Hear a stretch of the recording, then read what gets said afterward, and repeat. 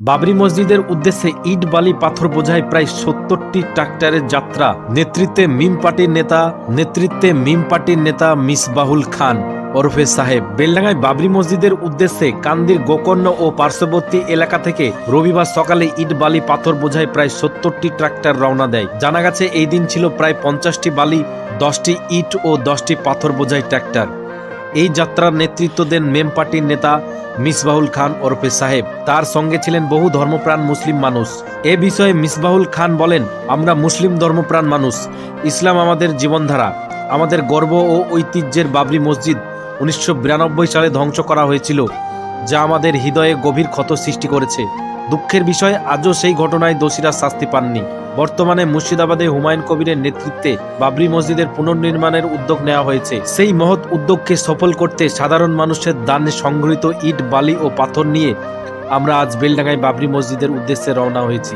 তিনি আরও জানান, এই উদ্যোগ সম্পূর্ণ ধর্মীয় অনুভূতি থেকে নেওয়া হয়েছে এবং দ্রুত মসজিদের নির্মাণ কাজ সম্পন্ন করার লক্ষ্যেই এই প্রচেষ্টা। অন্যদিকে যাত্রায় অংশগ্রহণকারী সাধারণ মানুষদের বক্তব্য, এই উদ্যোগে রাজনৈতিকভাবে দেখার কোনো কারণ নেই। মসজিদ আমাদের ইবাদতের স্থান, এটি একটি নিছক ধর্মীয় ও পুণ্যের কাজ।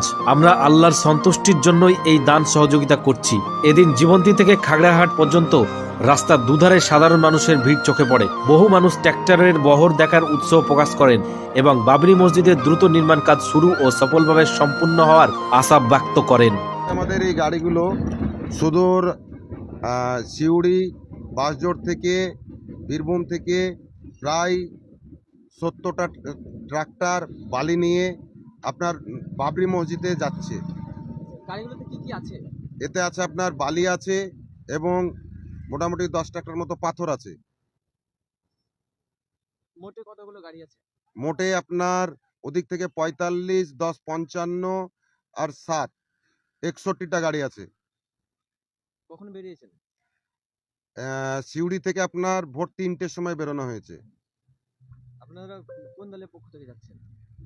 এটা আপনার মিক্স আছে, ট্রাক্টর ইউনিয়ন আছে, সিউড়ি বাসজোড়ার কিছু গাড়ি মালিক আছে, তারপরে আপনার সহযোগিতায় আরও জায়গার প্রত্যেকটি টিম সহযোগিতাতে রাস্তা ক্লিয়ার করতে করতে যাচ্ছে।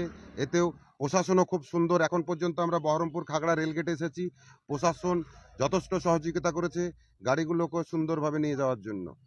আচ্ছা, আজকের এই যে আপনাদের যাত্রা, সেখানে এমআইএম এর পক্ষ থেকে আপনি নেতৃত্বে আছেন, এটা কি বার্তা দেবেন? মানে কি চাইছেন, কি হুমায়ুন কবিরের যে দল, সেই দলের সঙ্গে কি জোট হতে চলেছে?